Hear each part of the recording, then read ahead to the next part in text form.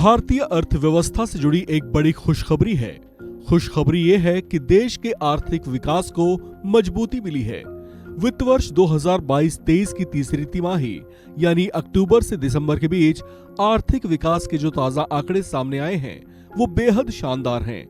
इस अवधि में देश की जीडीपी 8.4% तक रही, जो दूसरी, तीसरी और पिछले वित्त वर्ष यानी 2022-23 की तीसरी तिमाही से कहीं ज्यादा है।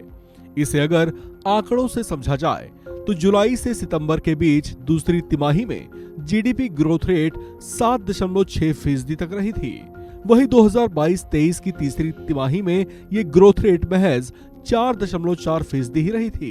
मिनिस्ट्री ऑफ स्टैटिस्टिक्स ने 8.4 के शानदार जीडीपी ग्रोथ रेट के साथ साथ वित्त वर्ष 2023-24 के लिए जीडीपी का दूसरा अनुमान भी जारी कर दिया है।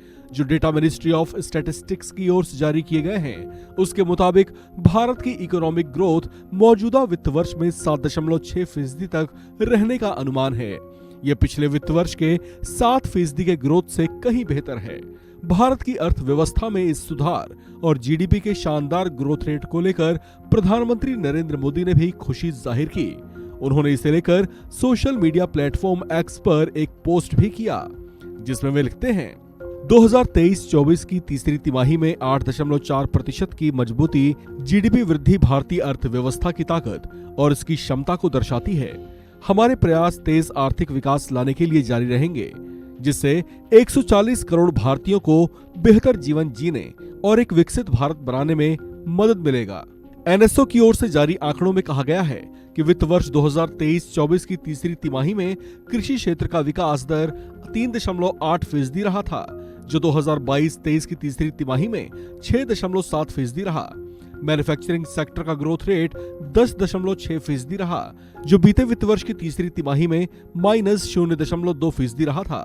कंस्ट्रक्शन सेक्टर का ग्रोथ रेट 10.4% रहा है, जो बीते वित्त वर्ष के समान तिमाही में 15.5% रहा था।